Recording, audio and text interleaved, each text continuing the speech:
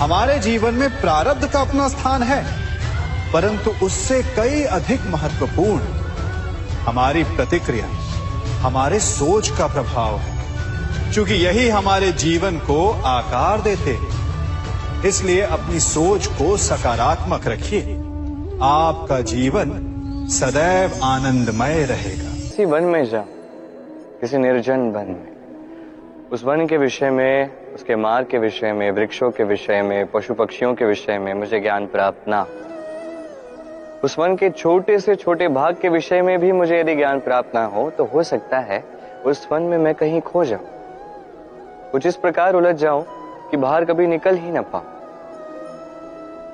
तो आवश्यक है उस वन को जानना। यही सीख है। जीवन में अधिकतर लोग असफल क्यों होते हैं? वो कोई लक्ष्य साधते हैं, उसके मार्ग के विषय में संपूर्ण जानकारी प्राप्त नहीं करते, उस मार्ग पर क्या संकट आएंगे उसके हर पहलू को नहीं समझते, और इसीलिए असफलता प्राप्त होती है। आप जीवन में जब भी कोई लक्ष्य चुने, कोई लक्ष्य साध लें, तो योजनाबद्ध रूप से उस पर आगे बढ़ें, उस मार्ग को समझिए, उस पर आने वाले संकटों को समझिए, सब कुछ सीख जाइए, हर पहलू को समझिए और फिर समर्पित कर दीजिए स्वयं को उस लक्ष्य के प्रति, तभी सफलता प्राप्त होगी। आप इन दो पात्रों को देख रहे हैं। मेरे इस पात्र में जल है और ये पात्र मिष्ठान से भरा हुआ है। दोनों ही पात्र भरे हैं, परंतु देखिए, मिश्री को जल में मिला दिया,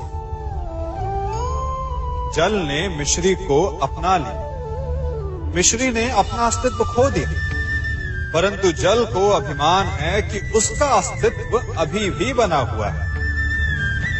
परंतु जो इस जल को चखेगा उसे अवश्य पता चल जाएगा कि ये जल अब वो जल नहीं रहा, ये अब शरबत बन गया। हमारा त्याग, हमारे बलिदान भी ऐसे ही होते हैं। जो इस बात को अनुभव करते हैं वो समझ सकते हैं कि कैसे हमने समय की धारा को बदल दिया।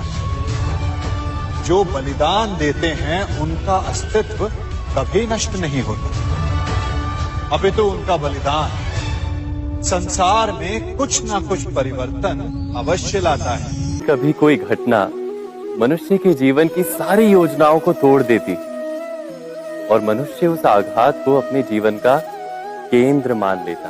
पर क्या भविष्य मनुष्य की योजनाओं के आधार पर निर्मित होते हैं? नहीं। जब मनुष्य जीवन में किसी एक चुनौती को, एक अवरोध को अपने जीवन का केंद्र मान लेता है, अपने जीवन की गति को ही रोक देता है, तो वो अपने जीवन में सफल नहीं बन पाता और ना ही सुख और शांति प्राप्त कर पाता। अर्थात जीवन को अपने योग्य बनाने के बदले स्वयं अपने को जीवन के योग्य बनाना ही सफलता और सुख का एकमात्र मार्ग नहीं। स्वयं विचार कीजिए। जो बीत गया उसका दुख मनाना है, या जो भविष्य में होने वाला है उसकी प्रतीक्षा में क्रोध करना है। सब कुछ करने के लिए यही एक क्षण है। प्रसन्न रहना है तो उसके लिए भी यही एक पल है। प्रतीक्षा करते रहोगे तो ये पल भी भूतकाल में बदल जाएगा। इसलिए आनंद के लिए, परोपकार के लिए प्रतीक्षा ना कीजिए।